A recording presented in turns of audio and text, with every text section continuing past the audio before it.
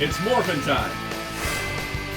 Hello, this is Soundout here, and welcome to my second tier list video. We're going to be taking a look at every Garo project. This is whether it's a series, movie, side story, anime, Garo.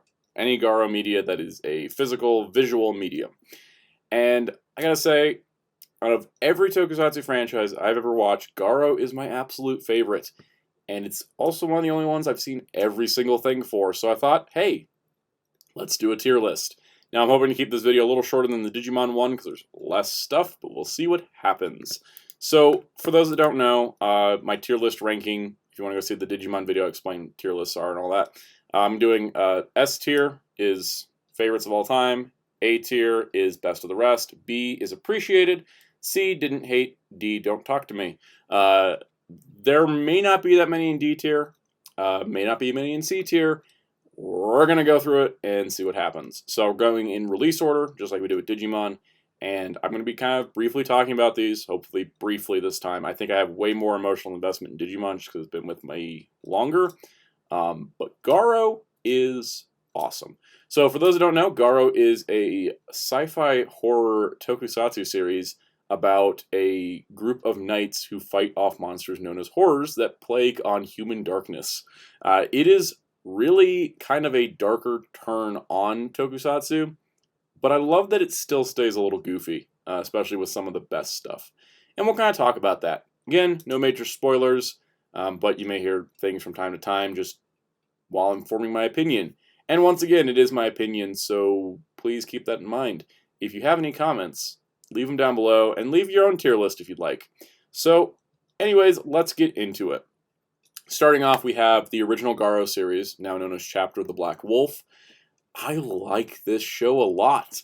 Now, here's the thing. So, the original Garo is absolutely a classic, and some say that Garo has never gone beyond this. But for me, I feel like there has been some things done better.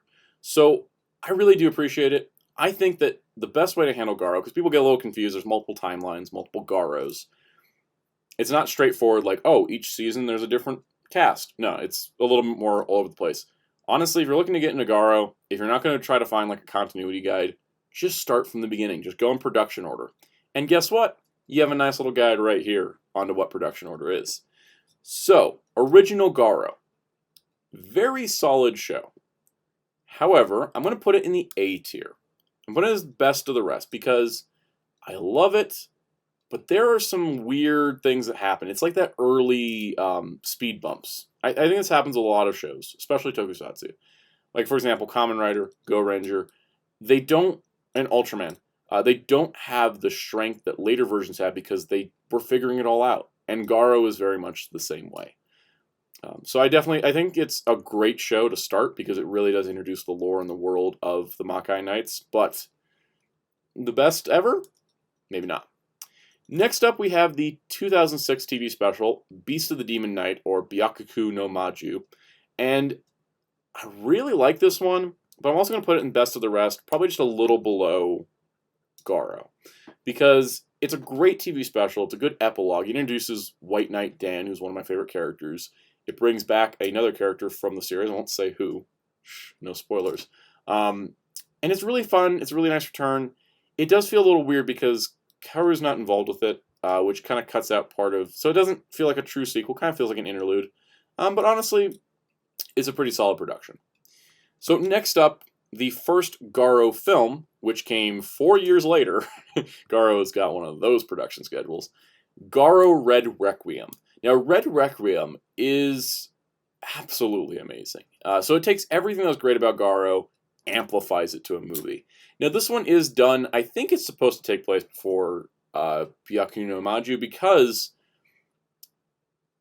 with Red Requiem, it doesn't feature any of the characters that we'd associate with Koga, and it doesn't really work as a prequel to the series, but it does work kind of like an interlude after the show before Beast of the Demon Knight. And it's really nice because it actually introduces one of my favorite characters to the series, Rekka, and it has a lot of really great stunt work and a lot of great special effects that still hold up today. It has been, 11 years since this came out, but this movie still rocks. I love it a lot. So yeah, if you've never seen anything Garo and you don't want to like jump into a series, maybe check out Red Requiem. It's a pretty nice standalone piece. So next up, the Kiba Gaiden. Now the Kiba Gaiden for me is kind of weird because it came 2011, so that was after Red Requiem. It's a side story that takes place during the end part of the series to focus on Dark Knight Kiba and kind of his backstory of how he became such an evil ass. So it's kind of fun, and it's got this really neat, like, sort of impressionistic art style. So that doesn't fully like build sets or do CG backdrops, but kind of has like a painted brush look as he's telling his story. And that's a really cool thing. It also has a lot of English written into it, so there's a lot of English dialogue, which is kind of interesting as well. So Kiba Gaiden, it's not one of my favorite things, but I'm going to put it in the appreciated tier. Good old B tier. Now, Garo Makai Senki. This was the long-awaited sequel series. This came also in 2011. 2011 was kind of like the, hey, Red Requiem did well, let's bring Garo back. And I gotta say that, like, Makai Senki takes everything that was great about Chapter of the Black Wolf, amplifies it, and has a better overall story, and brings in every character that had appeared in Garo to that date. So all the heroic characters, all 3 knights at that point, introduces 2 new knights, and brings in both Jabi and Rekka. It is really cool to see everybody come together in the series, and I really, really like it. It also had like kind of a mystery storyline that actually felt like it paid off because I did not see that twist coming. So Makai Senki for me, going above Red Requiem, probably my favorite Garo show. There's not much that can top that. I think a lot of people hype the original. I think Makai Senki is honestly a stronger series. So following up Makai Senki was the 2013 film Sokoku no Maru, or Demon Dragon of the Blue Cries. Now this movie is weird. Due to the ending of Makai Senki, you know, I think there was always like a want for like, hey, what happens next? This movie is director Keita Amemiya's what if I got to do Alice in Wonderland and The Wizard of Oz and a bunch of other fantasy stuff in my crazy, over-the-top, super impressionistic style. Oh boy, is this thing a visual masterpiece. Story-wise, it makes no damn sense. And it barely connects to anything else Garo-related because it's just, like, Keita Amemiya's like, I'm just gonna throw in whatever I want. Baba Yaga's walking house, it's there. The Scarecrow from The Wizard of Oz, he's there, and he'll play a Kamen Rider Zangetsu later. There is bizarreness. It's just really strange. It's supposed to be kind of the cap-off to the Koga era of Garo, which feels really weird. But honestly, this thing is a mess, like story-wise, but visually, holy cow, there is some stuff in this I never thought possible. It honestly surprised me. I'm going to put it above Kiba, still in the appreciated. I think if it had done more story-wise, it would be a little higher, but boy, what a visual excitement. I think it's nuts. All right, so now, after 2013 Sokoku no Maru, we have Yamiotorasumono, the one who shines in the darkness. Now, this was controversial. I don't know if it was controversial, but as we're about to find out, I'm not a big fan. Yamiotorasumono felt like they were like, okay, so how do we get more people into Garo? Let's bring in a bunch of actors from Toei's Kamen Rider and Sentai shows. Let's also bring over all the terrible tropes from the Kamen Rider and Sentai shows. Let's also make it super dark and edgy. And not in a fun way. This show has ridiculous violence, over-the-top, gratuitous nudity. Like, Garo, naturally, one of his famous things is that the final boss, the queen of all horrors, is a giant naked woman. But when I say gratuitous nudity, I mean, like, sexual gratuitous nudity. I don't like it. It feels weird. And also the show feels surprisingly cheap. Again, feeling like Toei. Whereas the previous Garo shows had to do a mix of CG and practical suit in order to pull off the armors because of the nature of their designs. Yamiotorasumono, for some reason, just does not want to have its characters in armor. In fact, the original Dark and Ryuga Garo, as well as Zen and Guy, don't even have physical costumes. They are motion captured CG, And I'm sure that was expensive because they barely use their armors. They transform, they do one thing, and they transform back. Or they transform, get their asses kicked, and then transform back. It's going to be a problem for the Ryuga timeline in general, but this show is absolutely the worst of it. And it makes it hard to watch. I don't really like it. So it's going in the D tier. All right, so to roll back things around, 2013 was a busy year for Garo. We also had the Garo Gaiden, Togen no Fue, the Togen Flute. Now this, Jabi and Rekka, the two iconic Makai priestesses of the franchise, in a movie together with little cameos from other people. This is what you call right up my alley. And honestly, the thing I was worried about going into the movie was that, much like, you know, and this is always the thing with Tokusatsu, it's like, oh, once you go dark and you're not kid-friendly, then you gotta go super edgy, which Toei likes to do with things like, you know, Amazons or Yodona. This had taste to it. It was tasteful. It didn't go like, oh, we have these two strong, sexy women doing stuff. Let's make them all like, you know, let's amp up the sex factor because it's a direct-to-video film. But no, actually, they actually kept a lot of respect on Jabi and Rekka's names. The villains for this movie were crazy lesbians, super crazy lesbians. I don't know if that was like, I was like, that's not necessarily endearing, but that was a lasting partnership. But with Jabi and Rekka, they were treated with respect. They got to have a movie to their own and didn't have to have Makai Knights helping them. That is the nicest part, because there's a whole thing in the lore that, like, Makai priests and priestesses can't defeat knights on their own and all that. But honestly, I really like the fact they got their own movie, because I feel like both characters definitely deserved it, especially Jabi. If you know, you know. So I'm going to put this one in the S tier, below Red Requiem, above the others. I think it's absolutely fantastic. All right, so continuing off of the let's spin everything out of the Koga timeline, Zero Black Blood. Now, Zero Black Blood, I think introduced a lot of cool elements, specifically the character of Yuna. I thought she was great. The idea of a Makai priestess who wanted to be a knight because her father was a knight, but couldn't because the armors weren't built for women. Which, I mean, if you're going to have an in-universe explanation for why women can't wear the armors, it's better to not say something or like, oh, women aren't strong enough to go, the armors were built in ancient times and they weren't built for women. And I like that the show balances it out by having really powerful, badass Makai priestesses. So I think that Zero Black Blood was really neat, but I don't necessarily love it that much. I'm going to put it above Kiba, but yeah, it's not my favorite of the Zero spinoffs. I did say plural. All right, so moving on, Makai no Hana. Now, Makai no Hana coming in 2014. 2014 was also busy. They only put out 3 Garo products a year for like, from 2013 to 2017, there's like 3 Garo products a year.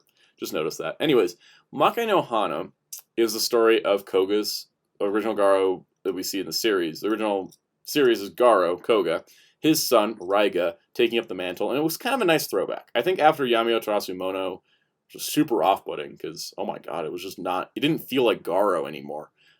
This got back on track. I don't think it broke any new ground, and I think that it kind of took a little too long to get to the point in its story.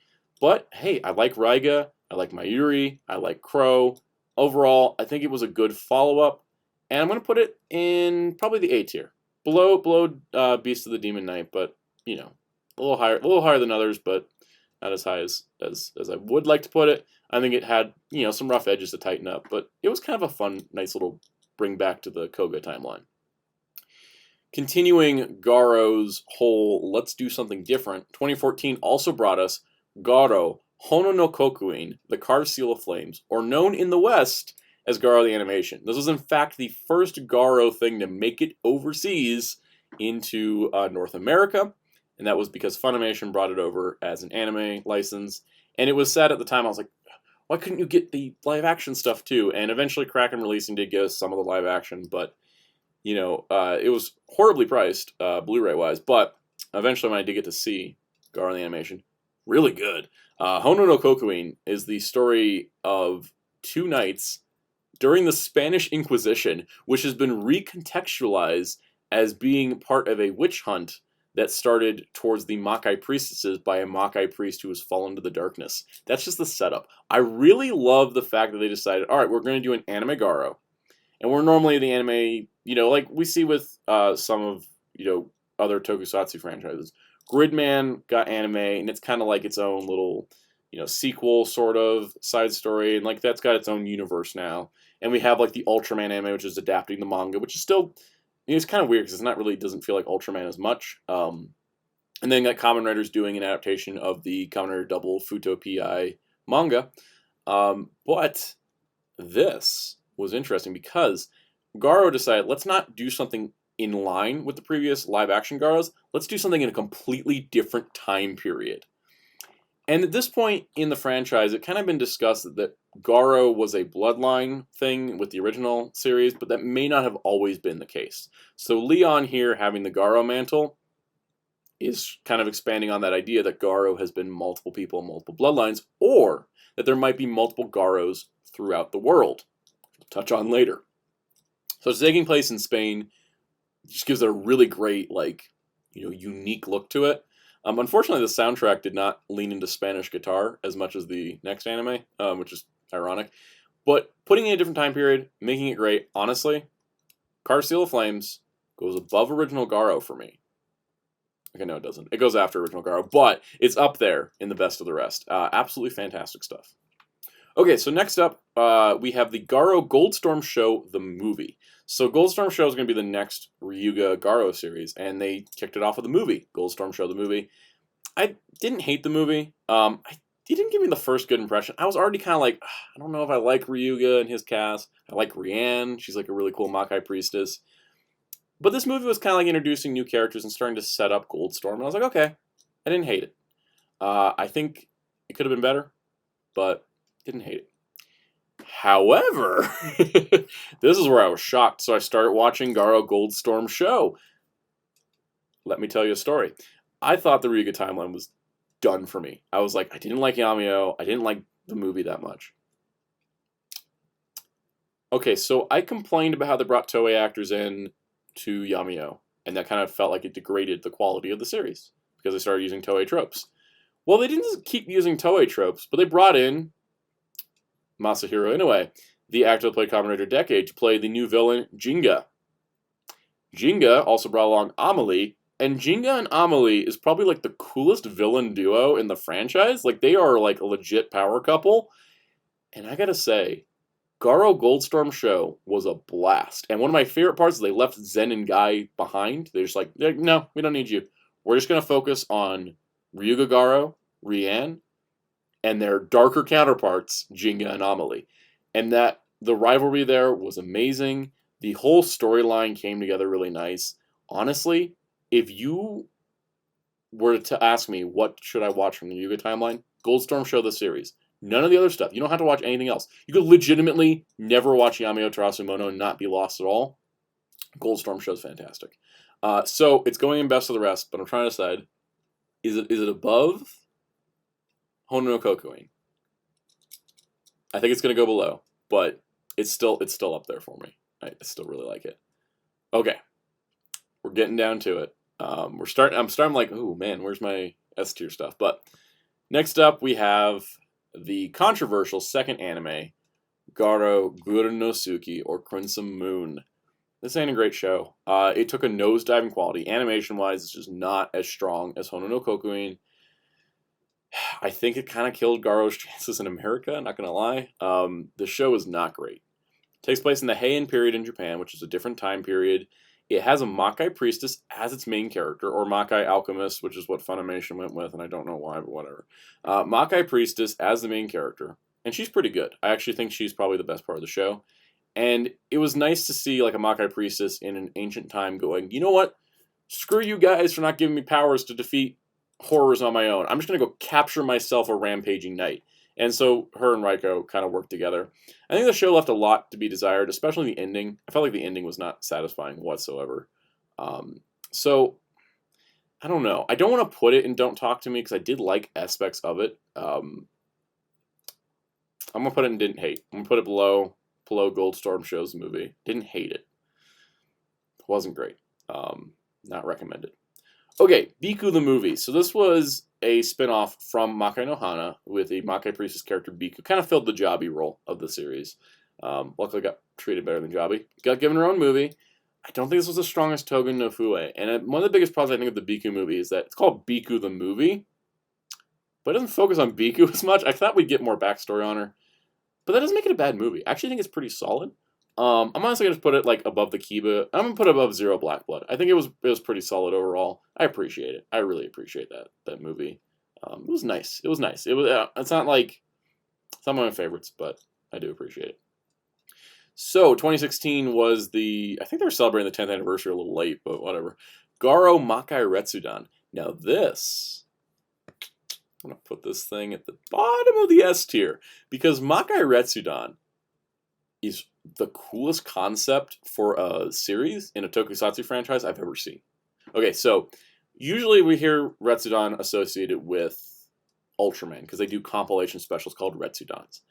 And Makai Rensudan is sort of like that in a different way. He uses the term Retsudan in a different context because this is an anthology series where Gonza, Koga's butler from the original series and many others, introduces a different story every week. And I love this because it's not sticking to one timeline. So for example, Makai Rensudan, the first episode features Rekka and Shiguto, characters introduced in Red Requiem. Gives them their own story without Garo around. The second episode was a backstory for Amelie and Jinga from Goldstorm Show. The third features Thunder Knight Baron in a kind of little side story, and a second story featuring Mayuri from Makai no Hana. Episode 4 featured Rian and Ryuga Garo, which is the first time a Garo shows up. We had, I don't remember if he actually even transforms into Garo, but it was nice just to get another episode, kind of like another episode of Goldstorm Show. Episode 5 had Yuna, Kane, and Lord, which was bringing in characters of Zero Black Blood with characters from Makai Senki. Episode 6 was another Biku episode, which is great. Episode 7 had Hana and Giga from Goldstorm Show. Episode 8 had Shiguto and Rekka, as well as Crow and Giru, so that was following up on Red Requiem, as well as Makai no Hana.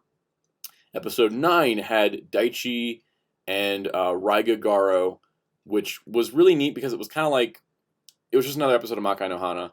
And then episode 10, Ryumi and D Ringo. That was great because those were side characters or supporting characters from Goldstorm Show that really needed some extra help. Episode 11 is my favorite. It's White Knight Dan and Jabi. If you know, you know. And the last episode was a really cool merging of timelines because we had two different storylines going on where we had Rekka from the Koga timeline and Rian from the Yuga timeline ending up in some dimensional portal, confirming that the Ryuga timeline is not the actual future for the Koga timeline, it's its own timeline, and it brings it all together. Honestly, I know I just ran down who was in each episode, but I love this show so much because it gave the rest of the supporting cast focus, time, and effort without having to have Garo appear in each episode. Without even having most of them not even having knights in them. It's amazing. I freaking love it. Okay, so moving on. Next up, we had the sequel movie to the first Garo anime, Hana no Kokuin, called Divine Flame. I'm actually going to put this one above Hana no Kokuin because this was really tight, super sharp, really great action sequences, top-notch stuff. I was like, dang, we're getting sequel movies to the anime? This is going to be awesome. Okay, sorry, something in my brain popped. Moving on, we've got the Garo Ashura special. Now, this was a collaboration with New Japan Wrestling. Featured Hiroshi Tanahashi, who's a huge tokusatsu nerd who's been in writer and stuff, as a different Garo from the past. It sets it up as Kaoru telling a story to Raiga. And honestly, it's kind of neat. It's kind of fun. The CG is really wonky. The New Japan wrestlers that are in it, there's multiples in there, they just really go for it. I'm not going to say it's a favorite. I'm not going to put it that high. I'll put it above Guru no Suki. It's okay. I didn't hate it. Now, what I did love, Zero Dragon Blood. This is the second Zero series. It's got 12 episodes. The first Zero one was 6. 12 episodes. Rekka's a secondary protagonist.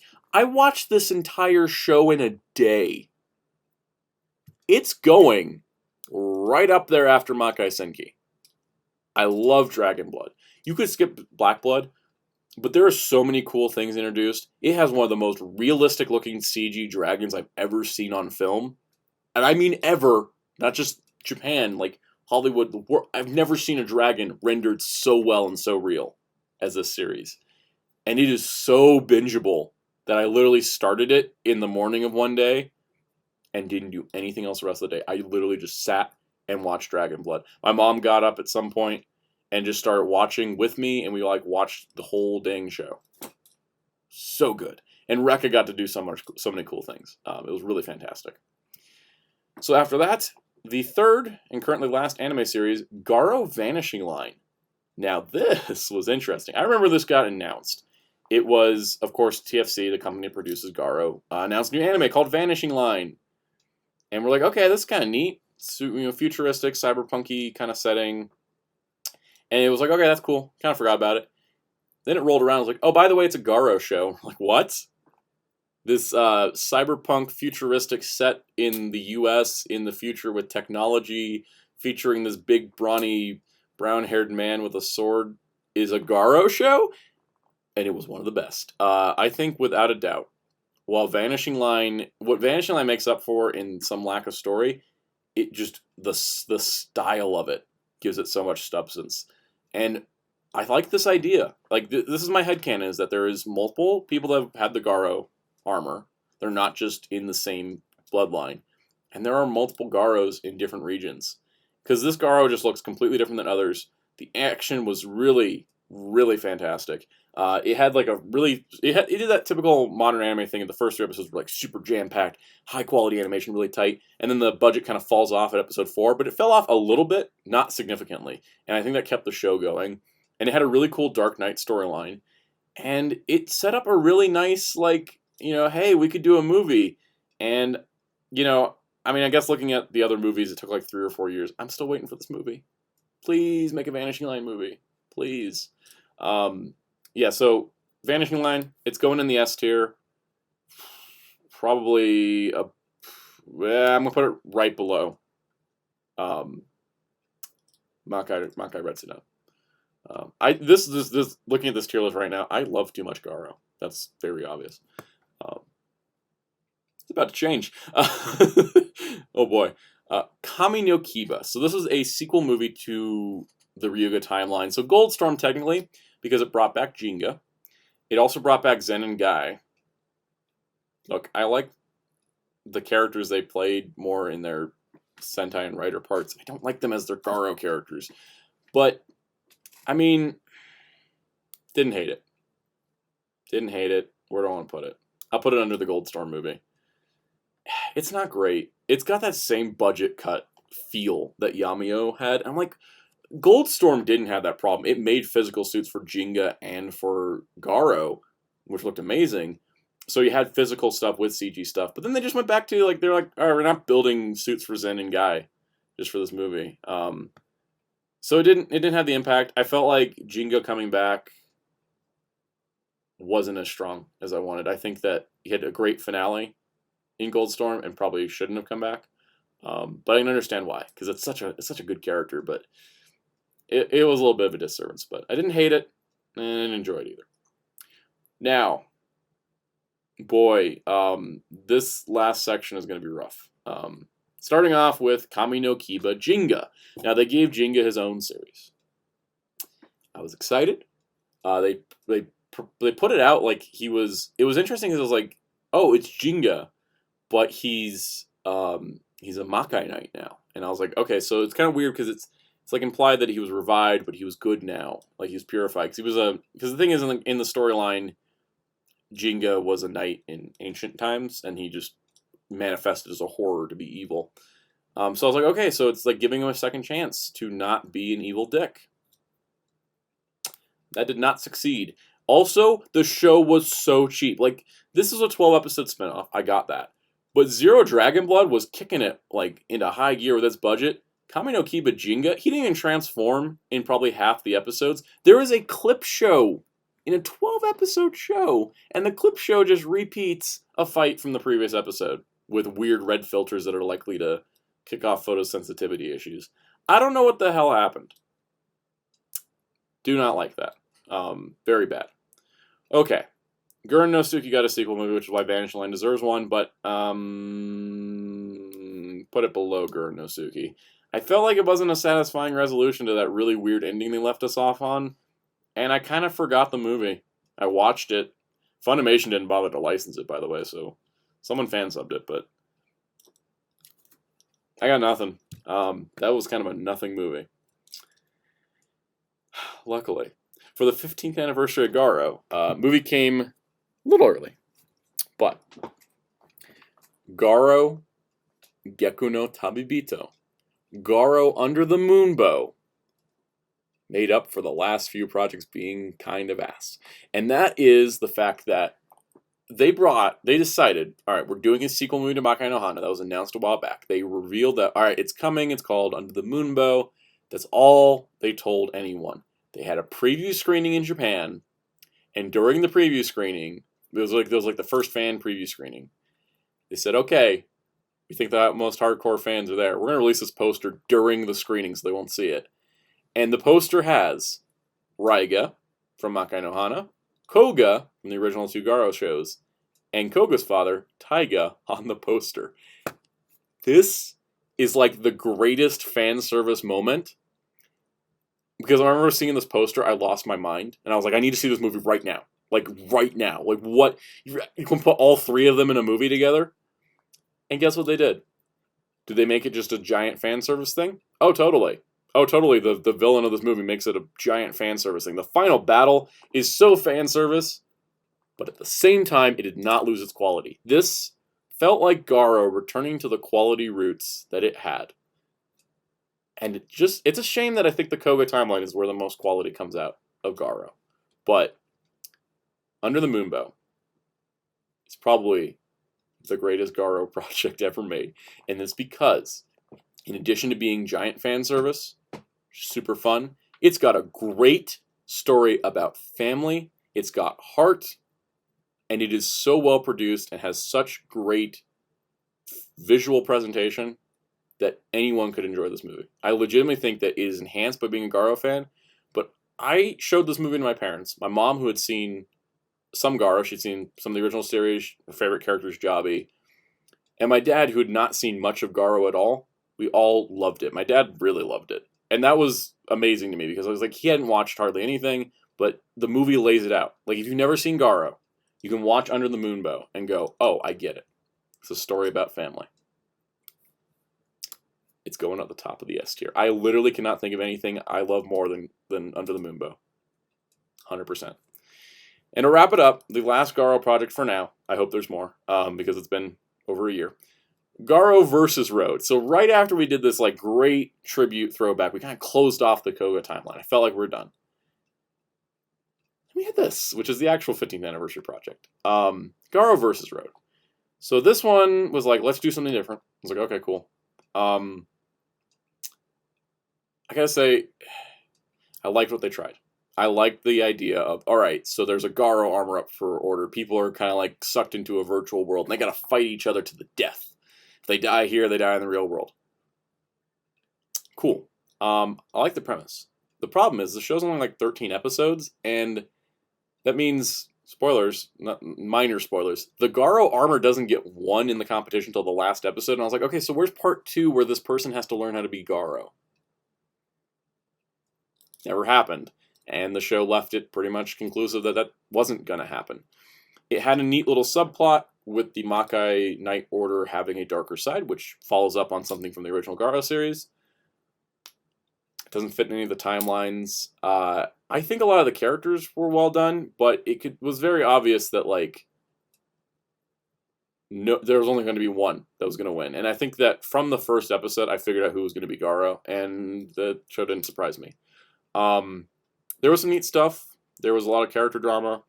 It felt more survival horror, kind of battle royale style more than Garo. So I'm glad they tried a different style of horror. But I'm gonna put it in the didn't hate. I'll put it above Kami no Kiba. But that's it. That's where Versus Road is. It kind of feels weird. Part of me is like, I'm glad we got another Garo show. But part of me is also like, man, it would have been nice to leave off Garo for a few years with Under the Moonbow and not Versus Road. So that's my list. To go through the bottom tier, So I guess I ended up only putting 2 in the bottom tier. Yamiotorasumono, Kami no Kiba, Jinga. I think the reason why they're so low is because they felt too cheap. I was like, if you're going to go this cheap, why bother making it? It detracts. Garo is a very high quality production. They have lesser episode counts. They don't do everything annually. They put more money into it. They put more art into it. Those 2 shows just didn't live up. The C tier didn't hate. This is the stuff that I don't particularly like that much, but you know, not gonna drag it through the mud. Goldstorm Show the movie, Versus Road, Kami no Kiba, Ashura, Guru no Suki, Crimson Moon, and the Crimson Moon movie that has that really long, weird title. The appreciated category, which was pretty much stuff I like, but won't watch as often as stuff above it. That's Sokoku no Mayu, Demon Dragon Blue Cries, Biku the movie, Zero Black Blood, and Kiba Gaiden. And the best of the rest, which is the, in the top, this is the top echelon of Garo for me. You can see how, like, so much is on S and A. This is why I like Garo so much. We got Original Garo, we got Garo Divine Flame, Garo Hono no Kokuin, Garo Goldstorm Show, Beast of the Demon Knight, Makai no Hana. And my S tier, my top 6 of Garo, I guess I should move one of these out, so it's just the top 5. It's hard. I think, alright, I'll slip Vanishing Line down to the A tier.